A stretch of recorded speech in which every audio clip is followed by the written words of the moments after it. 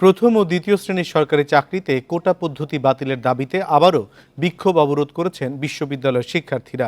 বিকেলে রাজধানী শাহবাগ মোড়, ঢাকা আরিচা সহ বিভিন্ন মহাসড়ক অবরোধ করে বিক্ষোভ করে তারা। দাবি আদায় না হলে আরও কঠোর কর্মসূচি দেওয়ার ঘোষণা দিয়েছে শিক্ষার্থীরা।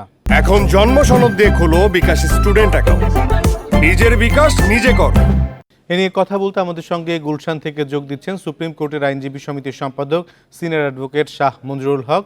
কাটাবন থেকে আছেন মুক্তিযোদ্ধা সংসদ সন্তান কমান্ডের সভাপতি আল মামুন এবং ঢাকা বিশ্ববিদ্যালয় থেকে আন্দোলনকারী শিক্ষার্থী আসিফ মাহমুদ। আপনাদের তিনজনকে স্বাগত জানাচ্ছি। শুরুতেই যাচ্ছি মুক্তিযোদ্ধা সংসদ সন্তান কমান্ডের সভাপতি আল মামুনের কাছে। আল মামুন, মুক্তিযুদ্ধের এত বছর পরেও চাকরিতে কোটা রাখার পক্ষে আপনার যুক্তি কি?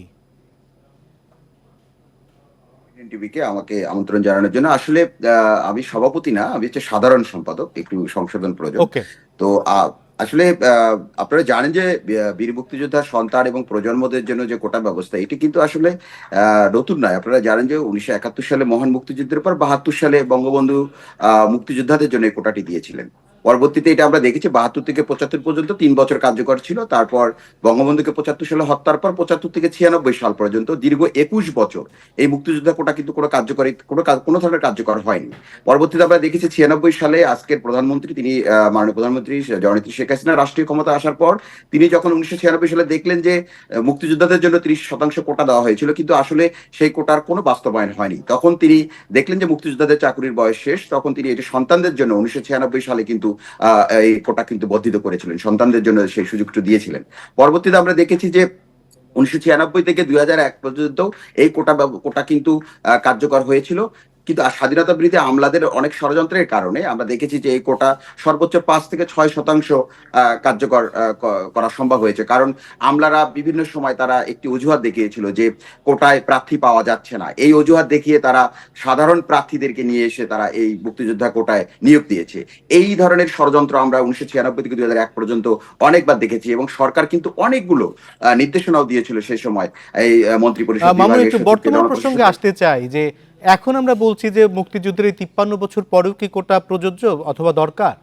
প্রয়োজনীয়তা রয়েছে, কারণ আপনি জানেন যে 1975 থেকে 96 পর্যন্ত দীর্ঘ 21 বছর যদি মুক্তিযোদ্ধা কোটাটি সঠিকভাবে পূর্ণাঙ্গ বাস্তবায়ন হতো, তাহলে এখন হয়তো বা সেই কোটার প্রয়োজনীয়তা থাকতো না। কারণ আমরা সেই সময় 21 বছর এবং 2001 থেকে 2009 পর্যন্ত বিএনপি জামাতের শাসনামল এবং 2 বছর তত্ত্বাবধায়ক সরকারের শাসনামল, অর্থাৎ 9 বছর, সর্বমোট প্রায় আমরা 30 বছর কোটা সুবিধা থেকে বঞ্চিত ছিলাম। আপনি আমাদেরকে 30 বছরে যতগুলো নিয়োগ হয়েছে, এই নিয়োগগুলোতে 30% হিসাব করে আমাদের সেই সংখ্যায় নিয়োগ দেন, স্পেশাল নিয়োগ দিয়ে আমাদের সেই আসনগুলো পূর্ণ করে দেন, তাহলে আমাদের কোটা ব্যবস্থার মামুন, আপনার বক্তব্য পরিষ্কার। আবার আপনার কাছে আসবো। এবার যাচ্ছি কোটা বিরোধী আন্দোলনকারী শিক্ষার্থী আসিফ মাহমুদের কাছে। আসিফ মাহমুদ, মুক্তিযোদ্ধাদের সম্মানে যদি কোটা রাখা হয় তাতে আপনাদের আপত্তি কোথায় এবং কোন জায়গায়, কেন? আমাদের কোনো আপত্তি নেই। মুক্তিযোদ্ধাদের জন্য 1972 সালে কোটা রাখা হয়েছে, 1997 সালে মুক্তিযোদ্ধা সন্তানদের জন্য কোটা রাখা হয়েছে। আমাদের আপত্তি বর্তমানে আমাদের সহপাঠী যারা আছেন, যারা এই কোটা ব্যবহার করছেন, তারা মুক্তিযোদ্ধাও না, মুক্তিযোদ্ধার সন্তানও না, তারা মুক্তিযোদ্ধার নাতি, অর্থাৎ তৃতীয় প্রজন্ম অথবা চতুর্থ প্রজন্ম। আমাদের প্রশ্নটা এখানেই, তৃতীয় এবং চতুর্থ প্রজন্ম কোন যুক্তিতে কোটা পাবে? কোটা দেওয়া হয়েছিল মুক্তিযোদ্ধাদেরকে যে তারা ক্ষতিগ্রস্ত হয়েছে। অবশ্যই আমরা আমাদের দেশের বীর সন্তানদেরকে, বীর সেনানীদেরকে সম্মান করি এবং সেই জায়গা থেকে আমরা মনে করি 1997 সাল এবং 1972 সালের সিদ্ধান্ত একদম সঠিক সিদ্ধান্ত ছিল। কিন্তু বর্তমানে মুক্তিযোদ্ধারা তো অনগ্রসর না। বর্তমানে মুক্তিযোদ্ধারা এতদিনের দীর্ঘদিন কোটা সুবিধা, ভাতা আর অন্যান্য সুবিধার কারণে আমাদের মুক্তিযোদ্ধারা ভালো অবস্থায় আছে, আমরা দেখতে পাচ্ছি।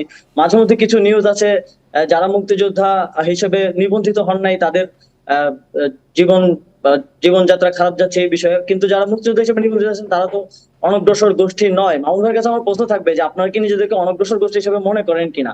আর এটা কোন যুক্তিতে যুক্তিযুক্ত হতে পারে যে মুক্তিযোদ্ধার নাতি, তারপরে যারা হচ্ছে চতুর্থ প্রজন্ম, এমনকি এই প্রশ্নটা আমার থাকবে মামুন ভাইয়ের কাছে যে 10 প্রজন্ম তৃতীয় বা চতুর্থ প্রজন্ম এই সুবিধা পাক, সেটি আপনি চান না, নাতি বা এরকম যারা আছেন। আপনার বক্তব্য পুরস্কার। এবার যাচ্ছি সুপ্রিম কোর্টের আইনজীবী সমিতির সম্পাদক সিনিয়র অ্যাডভোকেট শাহ মঞ্জুরুল হকের কাছে। জনাব মঞ্জুরুল হক, এ নিয়ে রায় দেওয়ার ক্ষেত্রে আবেগ না বাস্তবতা, কোনটিকে বেশি গুরুত্ব দেওয়া উচিত বলে আপনি মনে করেন?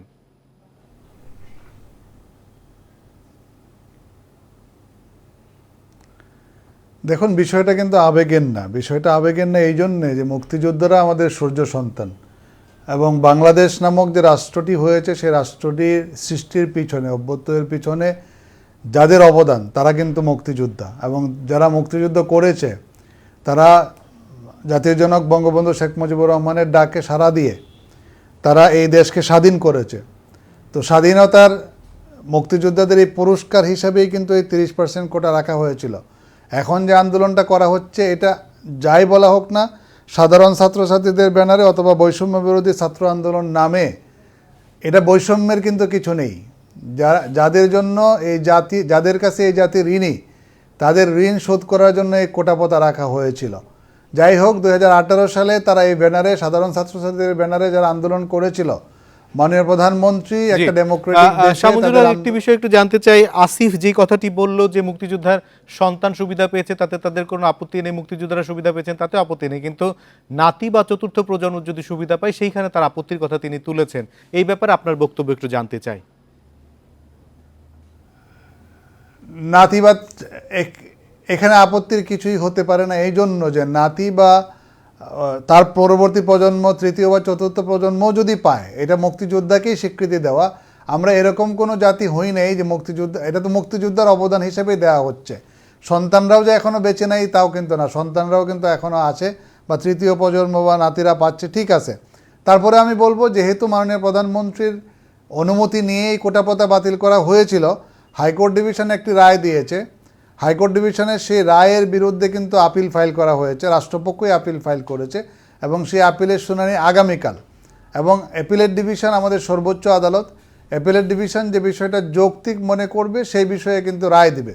বিষয়টি যেহেতু বিবেচনাধীন। আপনার কাছে আরেকবার আসবো, আমরা আবার একটু যেতে চাই আল মামুনের কাছে। আল মামুন, কোটা সুবিধায় চাকরি পেলে পরবর্তীতে বা আগামীতে প্রতিযোগিতায় পিছিয়ে পড়ার শঙ্কা থাকে কিনা? দেখেন, আমি আমার আগে যে একজন বিশ্ববিদ্যালয়ের ছোট ভাই, তার বক্তব্যের আমি একটু বিষয়টা, তার প্রশ্নের বিষয়ে আমি একটু বলতে চাই।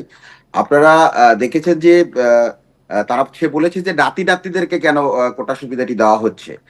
এখানে কিন্তু বিষয়টা স্পষ্ট যে 1996 সালে যখন বর্তমান সরকার ক্ষমতা আসার পরে আপনারা দেখেছেন যে সন্তানদেরকে দেওয়া হয়েছিল। পরবর্তীতে আমরা দেখেছি যে এই এই আপনার হচ্ছে মাত্র 4 থেকে 5 বছর এটি কার্যকর ছিল। তারপর 2001 থেকে 2009 পর্যন্ত দীর্ঘ 9 সময় কিন্তু দীর্ঘ 9 বছর কিন্তু সন্তানদেরকে কিন্তু এই সুবিধা থেকে কিন্তু বঞ্চিত করে রাখা হয়েছিল।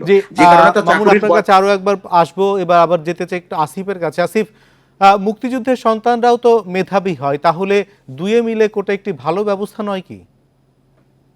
আমি আপনার প্রশ্নটা শুনতে পারিনি।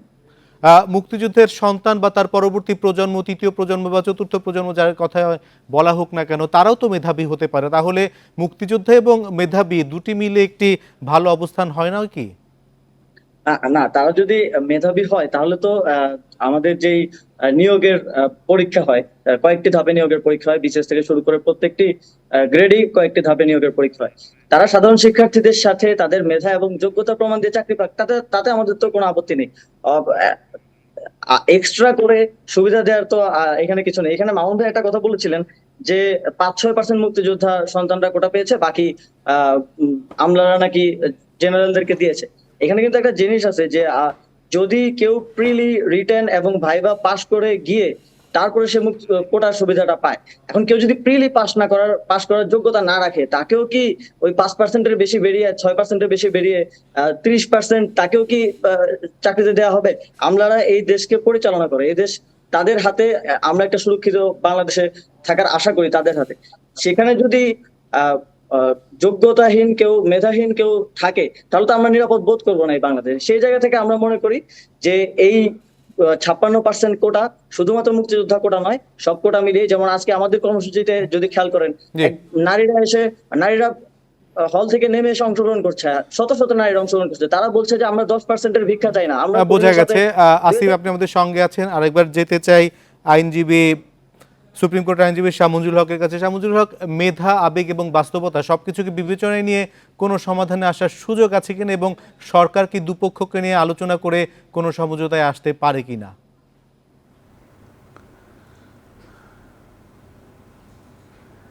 দেখুন, এই মুহূর্তে যে আন্দোলনটা করা হচ্ছে, আমার মনে হয় ঠিক আছে, ওনারা আন্দোলন করতে পারে, ওনাদের মত প্রকাশ করতে পারে, কিন্তু যেহেতু হাইকোর্ট ডিভিশনের রায়ের বিরুদ্ধে অলরেডি আপিল দায়ের করা হয়েছে, তাদের আন্দোলনের ইস্যু হতে পারে, তারা একটা শক্তিকে পিছনে রেখে আন্দোলন করে, সেটা হতে পারে অ্যাপিলেট ডিভিশনের উপর একটা চাপ সৃষ্টি করা।